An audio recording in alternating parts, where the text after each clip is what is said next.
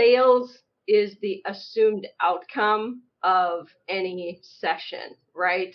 And I always like to promote e-commerce as a self-service tool that does so much more than just a conversion. Now, we look at conversions a lot with sessions, so I don't want to, of course, take anything away from that, but we need to think about all the goals we have related to website usage and in being useful to customers. Growing a business requires a holistic approach that extends beyond sales and marketing. This approach needs alignment among people, processes, and technologies. So if you're a business owner, operations, or finance leader looking to learn growth strategies from your peers and competitors, you're tuned into the right podcast. Welcome to the WBS Podcast, where scalable growth using business systems is our number one priority. Now, here is your host, Sam Gupta. Hey everyone, welcome back to another episode of the WBS Podcast. I'm Sam Gupta, your host and principal consultant at digital transformation consulting firm Elevate IQ. While you may get chunks of traffic for your e-commerce website, if your users don't find your content interesting, they might not stay on it for very long. And this is where the KPIs around sessions are critical. It'll help you understand what's happening after the users land on your pages. It'll also help you understand how long they stay on each page and how many pages they visit per session. The session KPIs are helpful when you might have a lot of traffic but not as many conversions. But how to optimize the content and journeys to improve your KPIs related to sessions? In today's episode, we invited a panel of cross-functional experts for a live interview on LinkedIn who brings significant expertise to discuss session optimization strategies for e-commerce. We covered many grounds in this episode, including why the session matters and the pitfalls associated with reading session KPIs. Finally, we also discussed several stories where the session optimization strategies resulted in tangible results for the business and which platforms have higher accuracy for session data. With that, let's get to the conversation. Hello everyone, welcome to today's show. So we are going to start with everybody's intros. Chase, would you like to introduce yourself? Sure. My name is Chase Clymer. I am one of the co-founders over at Electric Eye. We are a Shopify consultancy that designs beautiful websites that are optimized for conversions, and then we help with sessions on the other side of it with paid media and owned marketing. And outside of that, I also host a podcast called Honest E-Commerce. So if you enjoy my opinion, there's a lot of it out there on the internet to find. So today we are going to design beautiful sessions, Chase. And that is going to be so awesome for getting some sales. Thank you so much for being here. Thanks for having me. Eric, can I move to your intro next, if you don't mind? Sure. Thank you. I'm Eric Landman. I'm the e-commerce division manager for Earthling Interactive. We are an agency that builds and maintains e-com sites, CMS sites, and web apps. I'm a developer by trade. I'm a Magento certified solution specialist, and I've built about 50 sites. Also, I've built sites out in Shopify, PrestaShop, a whole bunch of other old code bases. So this should be an interesting topic. Yes, and Eric, you must be thinking that today is my day. You know what? This is what I do day in, day out. Thank you so much for being here, Eric. All right, Chris, can I move to you next for your intro, if you don't mind? Absolutely. Thanks, Sam. Chris Harrington, President and COO of Gen Alpha Technologies, and we equip manufacturers, dealers, and distributors with the tools and the services they need to sell their parts, their equipment, both new and used online. So that's what we do. Excited to be here. Very interesting topic.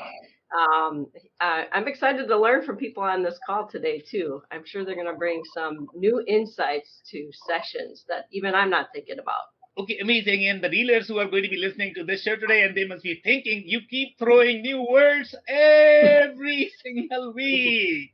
Okay, I want sales. I don't want sessions, but you cannot get sales without fixing your Sessions. Thank you so much Got for it. being here, Chris. You bet. Jeff, can I move to you for your intro? Yeah, so my name's Jeffrey Graham. I'm the founder of e-commerce management in an e-commerce EDU. I've been in e-commerce a long time. We're a cooperative. We primarily work with manufacturing extension partnerships throughout the country, and as well as do educational course writing. So I've written 84 courses in total. I'm in multiple universities and institutions, and I'm in the $1 billion club as far as sales online. So I've sold over $1 billion online. And yeah, I've been a private equity CEO in the past. But yeah, there's my little my spiel. So Yeah, and that's exactly what we want, Jeff. Just show us the path of $1 billion. We are going to be really happy with it. Low expectations. Thank you so much for being here. yeah, no problem. I'm excited to be here. Thank you. All right, so we are going to dig right into the topic, okay? And that's going to be for people who might not be familiar with what session is, how to basically understand why session matters. Let's say if I am the e-commerce executive or if I am starting my e-commerce journey, why should I worry about this technical term and why should I care for it?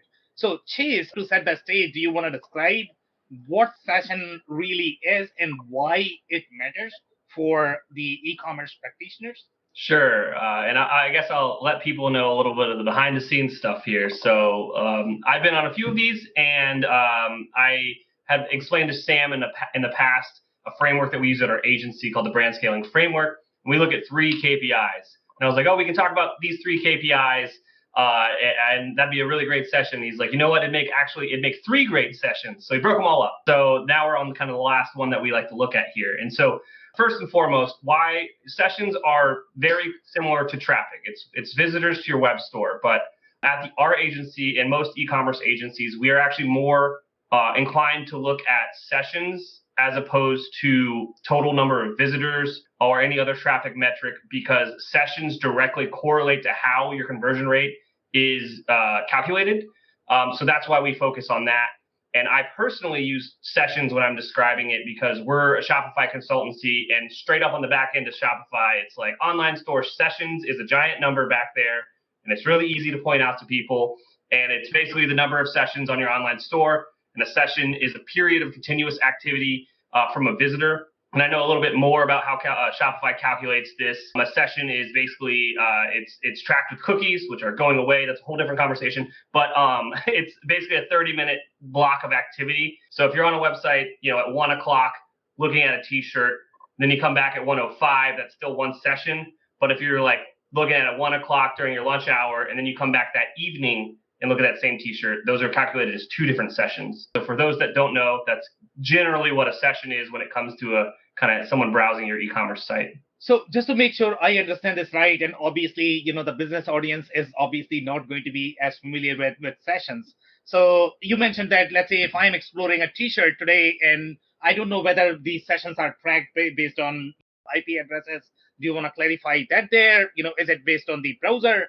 How are these sessions tracked overall? How does the browser understand whether it is going to be a new visitor? Is it going to be a session based on the visitor? You did mention that it is actually based on cookie. A lot of people might not be familiar with what a cookie really is, to be honest. So do you want to describe a little bit more in terms of, number one, what a cookie is and how the cookie is really tracked in terms of what makes it a visit and what makes it a session? Absolutely. Cookies are basically a hilarious term for a small file that's stored in a browser. So technically, Sam, you are right. If you visited like my store and you looked at a T-shirt on your iPhone, and then concurrently visited the store on your like desktop PC in a Windows, like in a Internet Explorer, which I don't even think exists anymore. If you visited there, that would technically be 2 sessions. Yep. But most browsers aren't that most shoppers aren't that sophisticated. They're kind of using only 1 device, maybe 2, but it's a lot more straightforward to track that way.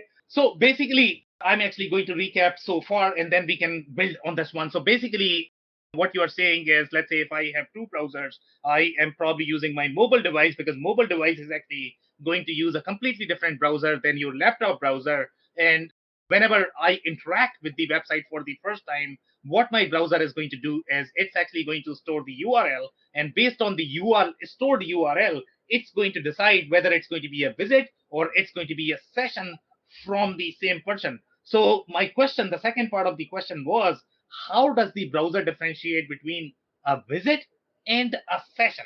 So let's go through the process again.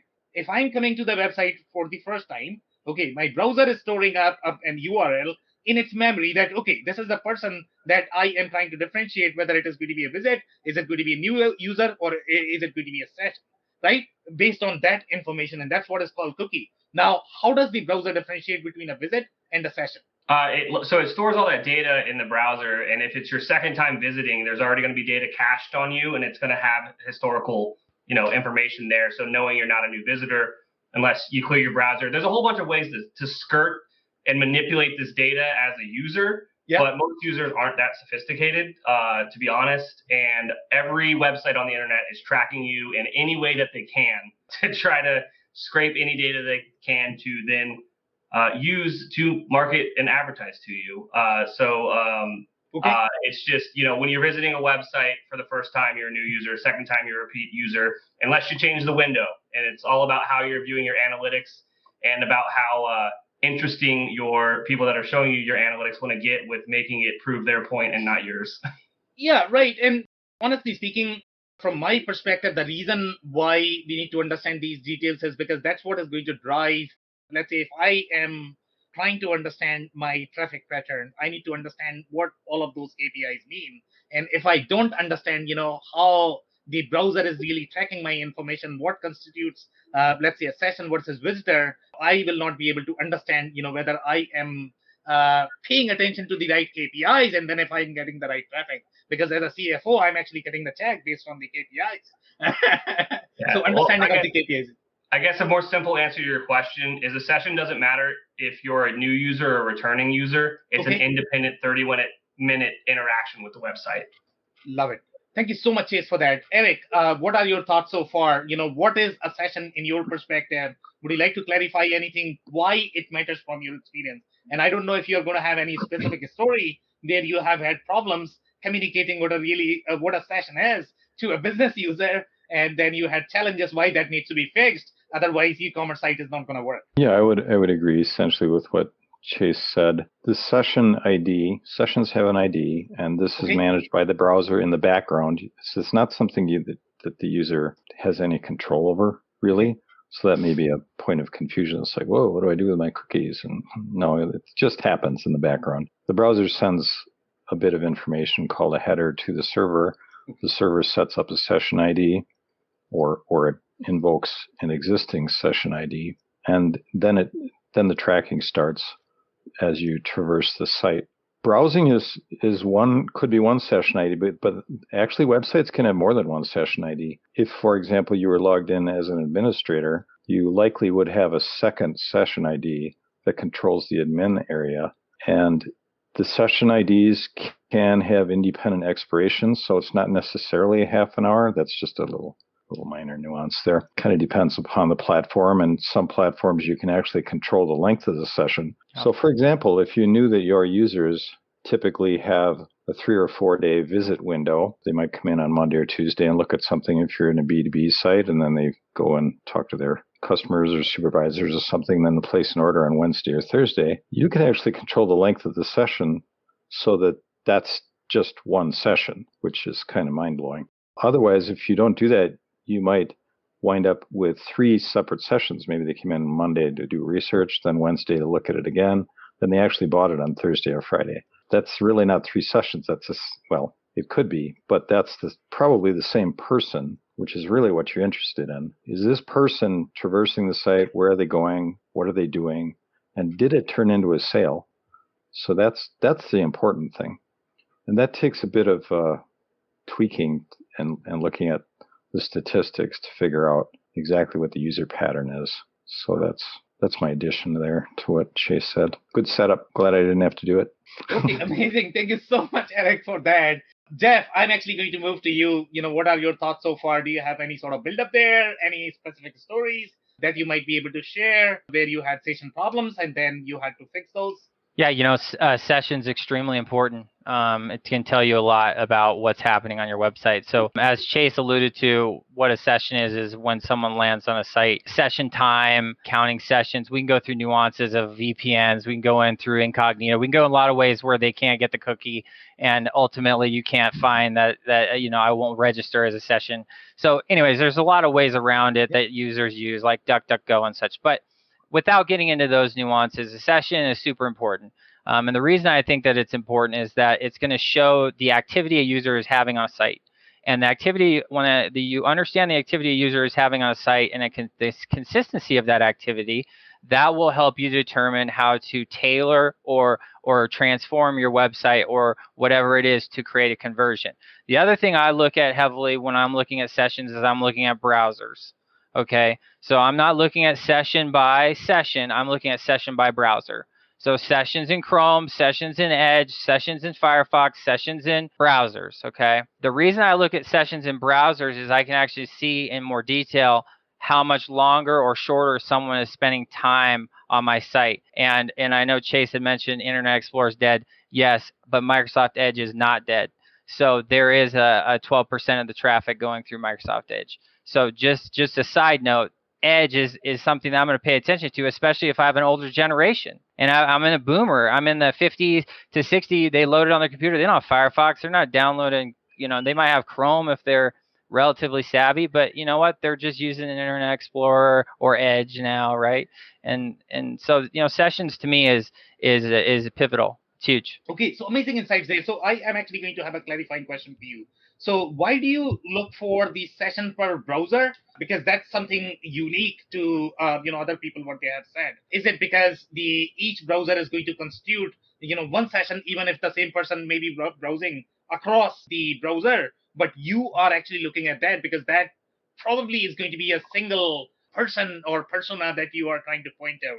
Am I following you or? Yeah, most people don't float across browsers, meaning that if you're a Google Chrome user, you're most likely using Google Chrome consistently. Yeah. They're not that, like Chase had alluded to, it's not that sophisticated. The average user is not cross-browsing and doing kind of some of the technical stuff that we do maybe, right? But the reason I look at the sessions by browser is it'll allow me to tailor and target my understanding of my audience, okay? So if I'm having a heavily Chrome, let's say session time is 5 minutes on Chrome and 2 minutes on Firefox, okay? Should I be spending more time on my efforts to be important to Firefox or to Chrome? Right? Should I be spending, and I look at things from an e-commerce perspective, right? So I'm coming in this from an e-com sell online perspective, not a web development perspective. Although I've done a ton of that in my life. But the breaking it down in that level helps me better define both the activity that's happening on the browsers, but then also if I'm advertising, it's helping me understand where I need to spend my money. Yeah, and I completely agree with you, Jeff. And I am actually going to have a follow-up question for Chris because Chris is going to be involved in a lot of development activities. And I kind of agree with Jeff's insight about sessions that, you need to be looking at session per browser because that's where, let's say, if 80% of the traffic is really going to be on Chrome, then maybe you should not be optimizing on IE because that's going to be real money right there, right? So that could be a great insight overall in prioritizing your development effort from the feature set perspective. But I don't know if there is going to be one-to-one correlation in terms of if your majority of the traffic is coming from there, then the majority of the conversion are going to be coming from there as well. So what are your thoughts so far, Chris? Yeah, I agree with what everybody has said here, and it's a great build up. I would say, I guess just to comment on the developer side that you just mentioned, originally when we developed our product, it was for IE users. We really thought IE was going to be the prominent browser. There was some Flash that was enabled and allowed in the past, and we had some functionality that utilized Flash. And as IE went away and Flash went away, we had to adjust our product. So as a developer, I will definitely say that's something that, so if there are customers out here who are developing their own websites and responsible for doing that, they need to be paying attention to that stuff. We certainly, as developers who are a vendor for companies, we're paying attention to that for you and making the plans and scheduling the development changes to make sure that the site performs in a way that it should. I think that One thing that I'll add to everything that's been said here, because I know sales is the assumed outcome of any session, right? And I always like to promote e-commerce as a self-service tool that does so much more than just a conversion. Now, we look at conversions a lot with sessions, so I don't want to, of course, take anything away from that, but we need to think about all the goals we have related to website usage. And in being useful to customers, things like when is my order going to arrive, has my order shipped, order status tracking information can be many of your sessions.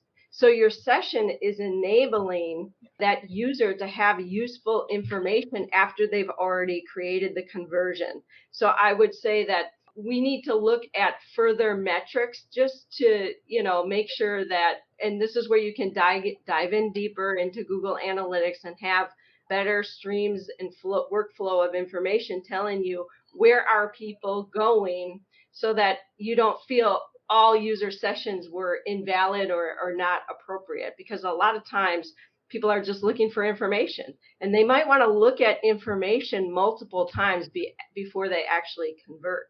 So those are some of the things that I would just add in addition to what everybody has said here today. Okay, amazing. Thank you so much, Chris, for that. So, Chase, I'm actually going to come to you and let's talk about business, baby. We are going to be talking about, any specific stories that you might have. Obviously, you must have debugged a lot. So, I'm actually looking for any specific stories that you might be able to share where, let's say, I don't know whether they had a traffic or their problems were related to sessions. If you have any specific KPIs that you paid attention to, and then what you did to fix that, and what was the final outcome? Do you have any specific stories that you might be able to share? I do. Before that, though, I kind of want to just touch a little bit on what we've been talking about here today. So, in discussing sessions, a lot of the stuff that we were talking about, getting to the nitty gritty of the analytics, taking a look at by browser, or kind of what they were doing within that session, perhaps with like some sort of like spying tool, like is it Crazy Egg or the Hotjar, some of those things. I think those would actually end up more on like the conversion rate optimization or like the site optimization side of the spectrum, and that's not really an effort to increase sessions as a whole.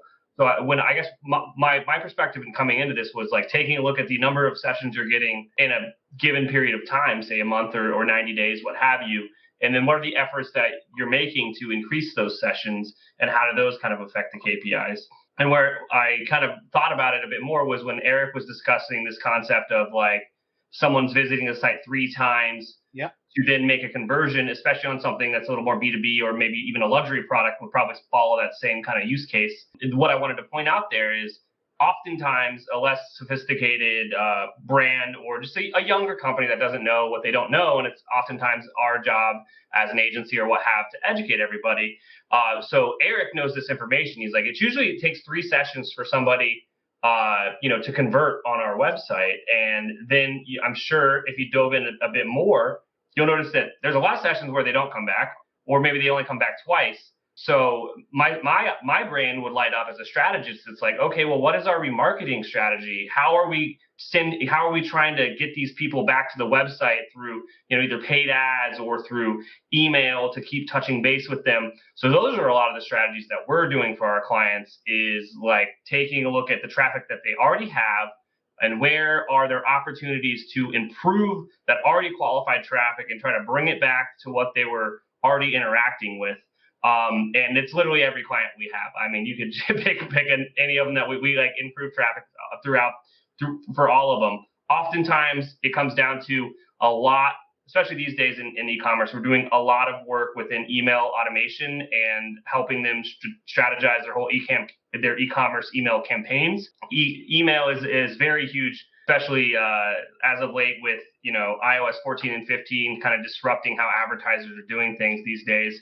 But email and kind of owning that customer data is something that's really, really useful in e-commerce, and retargeting those people appropriately and using the automations and all the cool stuff you can have with all these integrations to really give them a message or an offer that's in line with where they're at in their customer journey is always super helpful to kind of bring more sessions to your website. And then kind of outside of that, we're doing a lot of paid media as well to bring back traffic or try to bring in new traffic that's qualified. And that's always a fun challenge as well. Okay, so can you provide maybe an example of whatever marketing campaign that you did to follow up with one of your clients? You mentioned that, every client is probably going to have some sort of problem because they all are going to be wanting more sales. So maybe they had some sort of, session problems. And after that, you sort of strategized either, through your email campaign or through paid media. What was the rationale for the decision making? What kind of data you were seeing? So maybe can you provide an example? Well,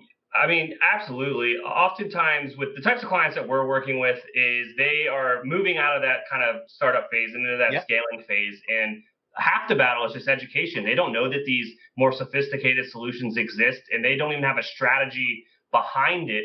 So there's a lot of migrating people off older legacy platforms onto more modern, smarter platforms when it comes to email. We got a few case studies on our website, but the one that is standing out to me is we set up a lot of email automations for a women's boutique called Betsy Booze. And once we got all of those campaigns kind of cooking, we saw some pretty crazy results for them. I think it was plus 400% revenue from automated emails alone, plus 500% successful deliveries. So we did a lot of list cleaning during that project as well. Got rid of a lot of old emails that didn't make any sense. Got a lot more unique clicks coming through from these emails as well, specifically because they were more targeted to where the customer is in their journey, as opposed to a more generic kind of old school shotgun style blast with email. But I think email is only just one piece of the pie when it comes to increasing traffic with sessions. I mean, you've got your organic traffic from like SEO. You've got kind of like your the new modern earned media, which would be kind of like a PR play or influencer marketing. And then you've got, SMS is kind of hanging out in that owned media space now. And then obviously, if you got paid traffic through Facebook, Instagram, TikTok is taking over the world right now. So there's a lot of different ways to drive traffic to your website, but which one's going to work for you really comes down to like, where are your customers hanging out? Okay, amazing. Thank you so much for that, Chase. So Eric, I'm actually going to move to you for your stories. Do you have any specific stories that you might be able to share where you had to analyze, let's say, your session data, you need to segment, you had to retarget, you had to help your marketers in forming that strategy so that they can really attack those customers wherever they are in their journey. And obviously that intel has to come based on sessions. Yeah, I've got two stories briefly. One is for an industrial equipment manufacturer that I've mentioned before. They sell their equipment through manufacturers reps. So you can go to their website and you can see the model, but you can't see any pricing and you can't order it. You have to fill out a quote request or talk to a rep. These are pretty expensive units, $10,000 to $50,000 each, and they last a long time, but they need to be repaired. So we had a complaint from our customer saying, "Hey, we can't get at the parts manuals for these devices. How come we can't get at these parts manuals?" And that was because in the initial part of the setup, the VP of sales said, "Oh, nobody needs to look at those." Well, it turned out that the repair people 2 years later needed to replace some widget or gear or flange or something. And they don't have logins. They don't want to go through a rep. They just want to see what it is they're ordering so they can tell the distributor what to get. So we were seeing exactly where the traffic was dead ending, looking at analytics, seeing they were using site search, going to a particular model page, going to the tab where the PDF was or trying to, and then dead ending. And that was the end of the session. So we saw a fair number of that. As soon as we opened that literature up, a lot of people were more happy about that. So that was a problem that was solved. And the only way you could solve it was through this data. Just a comment that I have is we have another site. It's a consumer site that sells sailboards and windsurfing equipment, rather expensive gear, $1,500 to $3,000 or $4,000. And the owner was just convinced that most people were on mobile devices or tablets looking for these sailboards. I thought, I don't know, that doesn't seem right. That kind of doesn't seem right. So after about 6 months, we've got lots of data. Turns out that 54% of their traffic, of their sessions, are on desktop, 42% are on mobile, and only 4% are on tablets. So that tablet portion was way lower than I thought. So this more speaks to optimization than anything. But he was surprised that the desktop was that high, and that actually informs his advertising campaign and landing page campaign, because then he can send out, in this case they're using HubSpot emails that are more tailored for a bigger screen, more graphics. They don't have to worry about this thing being looked at on a little an iPhone screen or something. So those are two little use cases that we have experience with. Okay, so I can see this problem with a lot of different business owners. I mean, they are going to have their own assumptions, and obviously they are not going to have real insight. Did you ever find out where this person got this insight that most of their customers were on mobile? Yeah, he worked in, he ran several different e-commerce sites, quite successful, but they were in completely different industries. One was in I think something to do with pharmaceuticals. I don't know exactly. But anyway, it wasn't consumer goods. It wasn't consumer outdoor goods. And so he brought along some basic information about how this all works, but it wasn't quite exactly dialed into the situation of this particular business that he purchased. Okay, amazing. So Jeff, I'm actually going to move to you. Do you have any follow-up comments based on these stories that have been shared so far? What are your stories related to sessions where you found something really shocking that you were not expecting or your customers were not expecting? Yeah, so something I won't say it's shocking, because to me it's probably not shocking, but it might be shocking to who's watching. A lot of sessions are starting off voice search. So they're starting off with like talking to their phone, Alexa, or they're talking to Siri, or they're talking to Google or whatever. And Cortana is also used heavily now on desktop. Or they're doing a mobile search first, and then they find a product, and then they go on the desktop to procure it, especially in B2B. That is very common in B2B. Things I look at with sessions that jump off the page is sometimes demographic by device. So I know if they're going to stay on the iPhone or if they're coming off the iPhone, if that makes sense. And then I also I'm just curious what you guys' thoughts are on the platform data being completely bloated compared to like an analytics or advanced analytics data. I was just curious on what your thoughts are, what the group's thoughts are on like Shopify's data being very inaccurate, in my opinion, and compared to, or very bloated, I should say, compared to actual like true data. And I'm just curious as far as the Google Analytics, and who do you trust, right? Do you trust WooCommerce? Do you trust Shopify? Who do you trust with your data? Or do you trust Google, the ones that invented it, invented data? So I would just, I'm just curious what everyone thinks on it as far as what is real data and what's bloated data, because there's a lot of bloated data. So that's earth-shattering, at least for a lot of people. They'll be like, I got so many visitors, I got so much traffic, I should be having sales. And in reality, they don't. Yeah, Chase, do you want to have any comment there? Obviously, because as a resident Shopify fanboy, I'll take this, I guess. I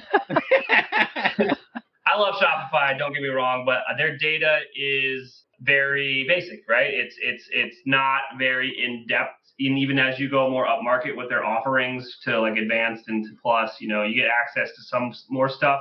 But at that point, a lot of our clients are moving on to, a more integrated solution, custom reporting, having more advanced dashboards set up in either like Data Studio or through Google Analytics as well. I would probably say that there isn't a source of truth. There's going to be oddities in every single kind of view. The only source of truth is going to be the money that gets deposited in your bank account. That's the only thing that you can count on. But it's also, it kind of comes with the territory. You kind of have to accept some of the assumptions that are coming with how the data is shown historically. And then especially now with what's going on with iOS 14, just basically getting rid of cookies on tracking on mobile. And there's been a big kind of disruption there on how reporting happens all over the place, with return on ad spends all the way up to kind of browsers even tracking sessions. So that's like a new challenge that marketers and e-commerce operators are now dealing with in the past couple of months. And then now there's the new release with they're not allowing click-through. What I think specifically, it's you won't be able to tell people are opening your emails anymore. There's some new privacy that's coming out through some of the mobile operating systems that are affecting that. Which, anytime you take data away from marketers, they complain and then they find a new way to get it. So I'm sure that we'll figure something out soon. But yeah, I wouldn't tie all of I wouldn't put all my eggs in one basket. I would definitely have some different views to double check things, especially if things are looking weird or interesting. It's like, okay, let me go look at this from a different way through maybe a different channel that's not. If it's a Shopify store and it looks weird in the back end there, maybe go look in your Google Analytics or vice versa to see if you can't figure out where this oddity is coming from. Interesting perspective. Eric, do you have any thoughts there? Who do you trust? Well, our sites all use e-commerce tracking with Google Tag Manager directly through Google Analytics, and we set up some pretty dialed in tags and triggers, so we know pretty much exactly where they're going. And we, if you look at that, it's pretty easy to spot an anomaly. If one month you say, I had 10,000 click-throughs to the checkout page and 12 sales, and the next month was 200 click-throughs to the sales page and 150 sales. Okay, one of those months is really off. But so I don't have any deep experience with Shopify. We built a few smaller sites, and I don't think they even look at their analytics. Bad people, bad site owners. They should look at their analytics. But no, so I don't know if it's reliable. Who knows, right? You can't even, you have nothing to compare it to. So you're comparing these numbers like all you can compare them to is themselves over time. There's really no oracle of truth about how much traffic actually really for sure went to your website. And by the way, I'm actually going to have one more comment there. Recently, I think Google data has been really unreliable in general because they have been struggling with their indexing. Today also, I noticed that there are some problems overall in the GSC. I don't know if you pay attention to that or not, but Google has been struggling a lot with their data. Obviously, Google is the source of truth in general, right? Because Google is the producer of the data.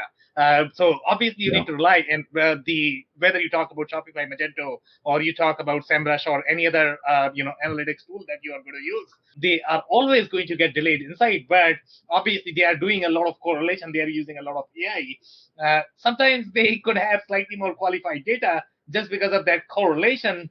But I would doubt if you could actually trust them. So, Chris, I'm actually going to ask you, what has been your experience? Yeah, so I don't have experience with Shopify, but we have Equip Insights for our customers, and that's our own analytics tool that comes with each platform. And really what we do is we build upon what Google's providing, and we summarize for our customers the data that we think is important for them. But still, Google is the source of truth. And I would say that it's important to benchmark, right? So when you want to go deeper, and even when our own customers want to go deeper into their analytics to find where changes are occurring or where opportunity exists, they should be diving into Google Analytics. And if you're not benchmarking, you won't even be able to tell when there is an anomaly to say something might be wrong from Google. So you have to start somewhere.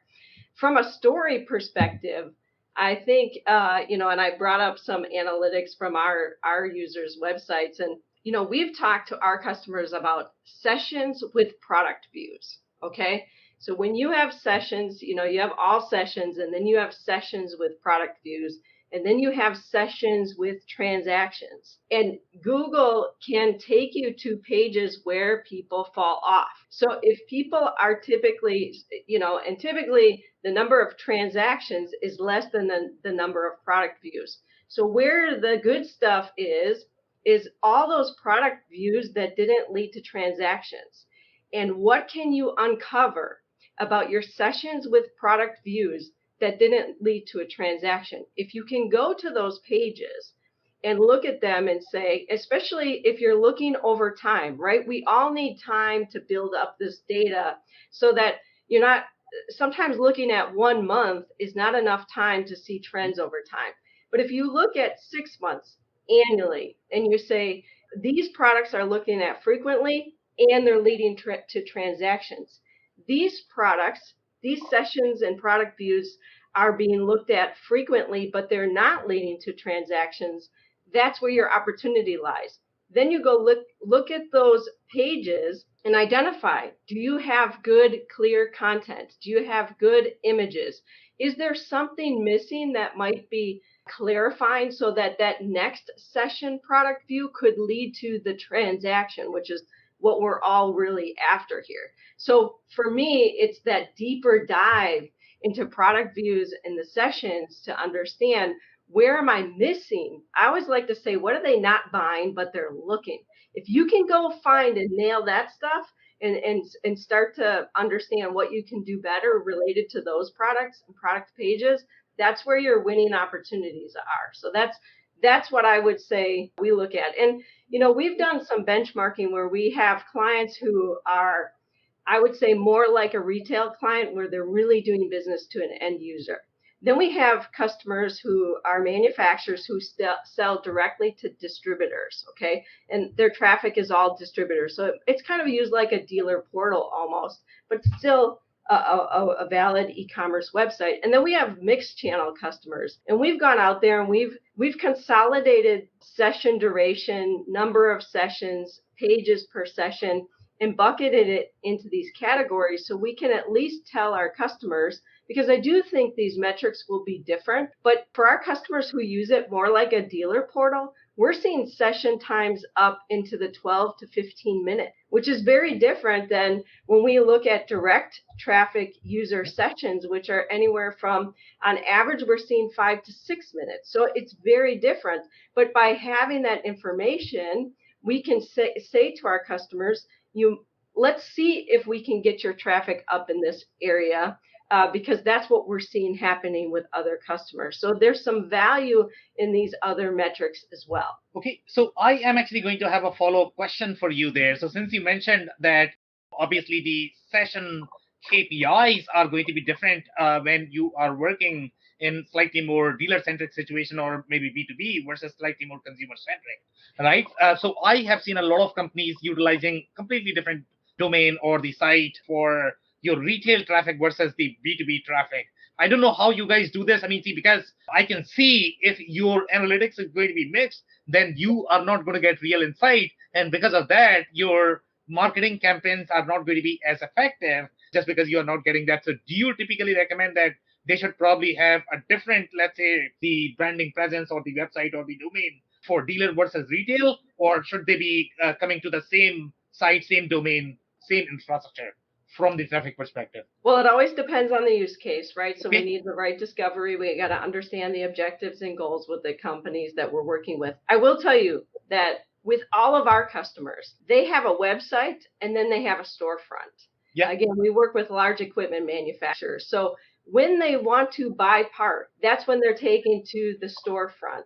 And from there, it's the same place for a dealer, for an end user, or for somebody who has an account who's logging in. It's the same domain, same URL. They're going there. So all of the analytics associated with it will be right there.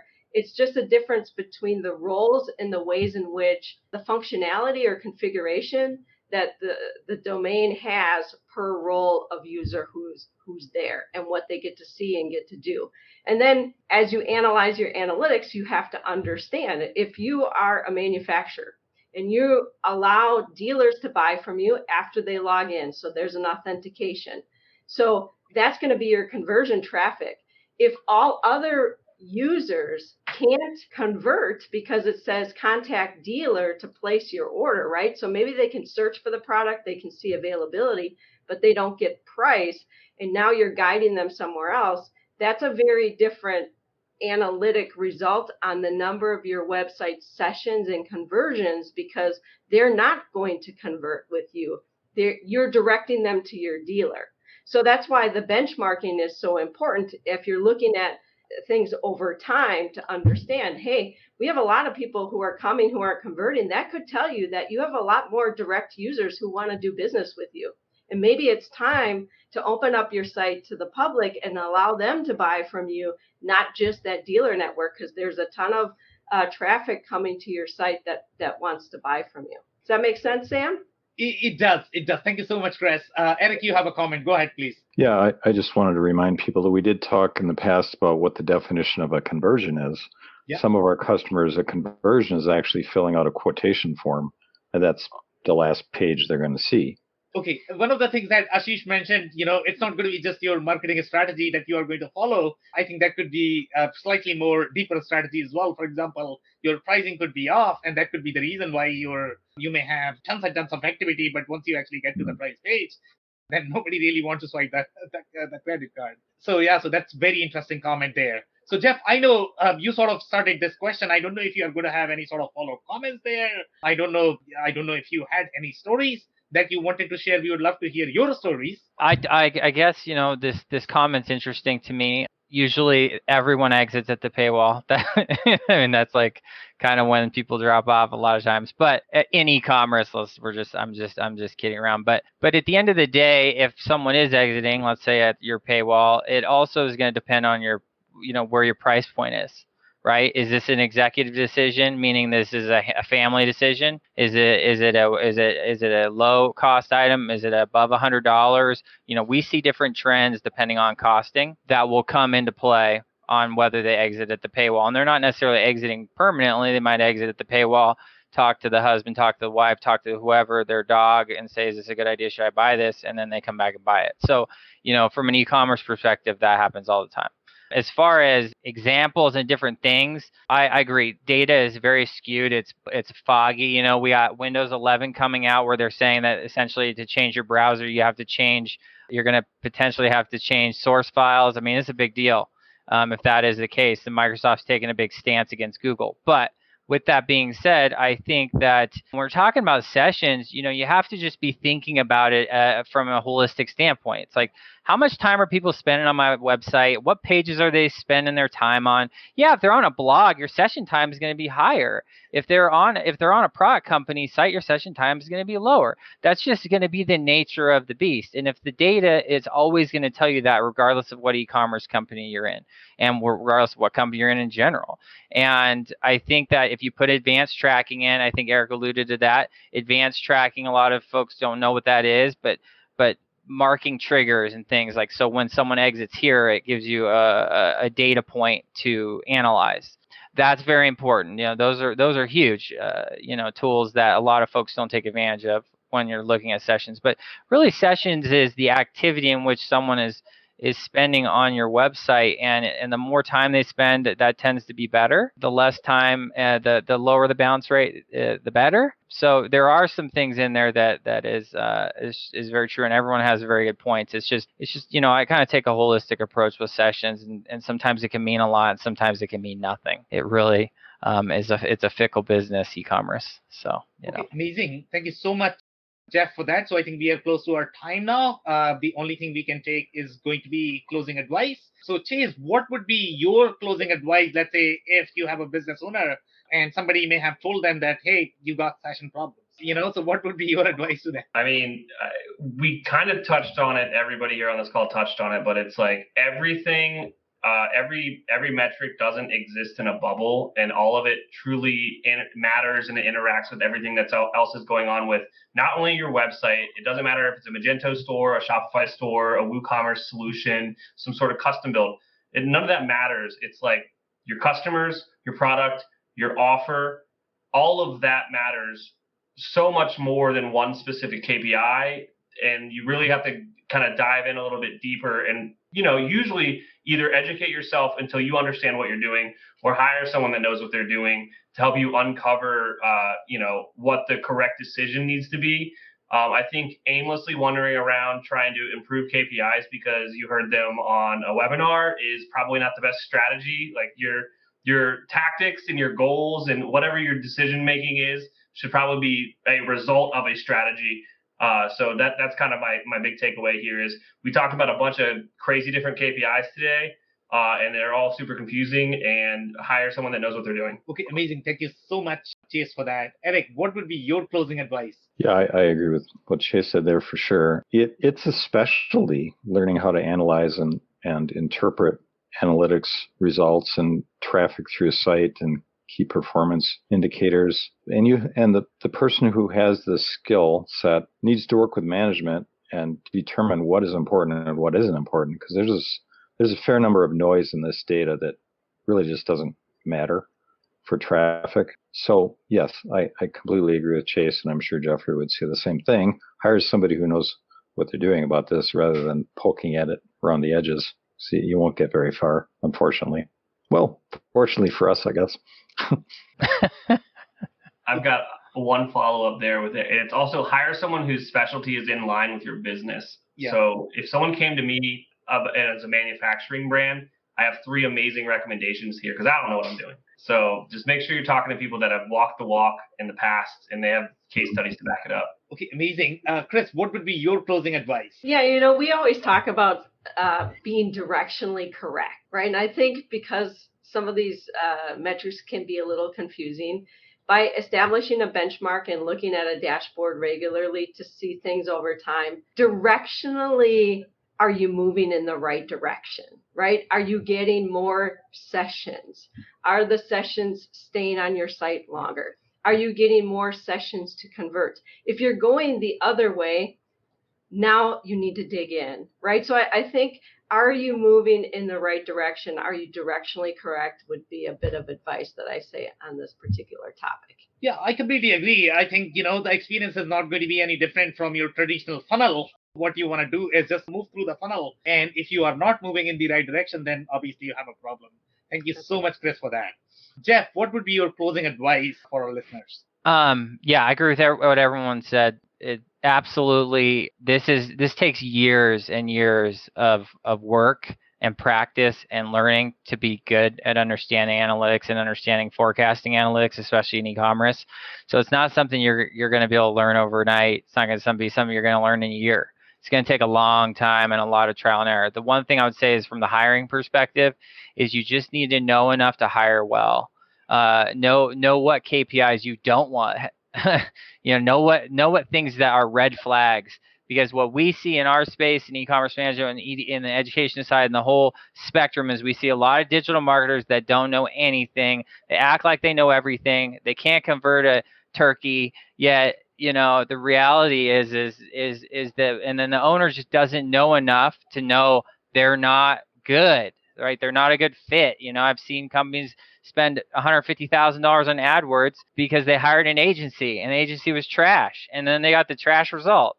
But you got to know enough to make a good informed decision, but you don't have to be an expert. Let Chris and Eric and Chase and Sam and myself, let us noodle on these weird things and be experts. But you do need to know enough to hire well. That would be my big takeaway. Okay, amazing. Thank you so much, Jeff, for that. So that's it for today. On that note, I really want to thank you for your time and insights, guys. Thank you, Sam. Thank you. Bye. Thank you. I cannot thank our guests enough for coming on the show, for sharing their knowledge and journey. I always pick up learnings from our guests, and hopefully you learned something new today. If you want to learn more about Christina Harrington, head over to genalpha.com. If you want to learn more about Jeffrey Graham, head over to ecommercemgmt.com. It's ecommercemgmt.com. If you want to learn more about Chase Clymer, head over to electriceye.io. It's electriceye.io. If you want to learn more about Eric Lenman, head over to earthlinginteractive.com. It's earthlinginteractive.com. Links and more information will also be available in the show notes. If anything in this podcast resonated with you and your business, you might want to check other related episodes, including the interview with Dave Meyer from Busy Web, who describes how marketing automation works and why that is important to understand customer journeys. Also, the interview with Jeff White, who discusses why it is so important to identify the ideal customer profile for your offerings to streamline your growth. Also, don't forget to subscribe and spread the word among folks with similar backgrounds. If you have any questions or comments about the show, please review and rate us on your favorite podcasting platform or DM me on any social channels. I'll try my best to respond personally and make sure you get help. Thank you, and I hope to catch you on the next episode of the WBS Podcast. Thank you for listening to another episode of the WBS Podcast. Be sure to subscribe on your favorite podcasting platform so you never miss an episode. For more information on growth strategies for SMBs using ERP and digital transformation, check out our community at WBS.rocks. We'll see you next time.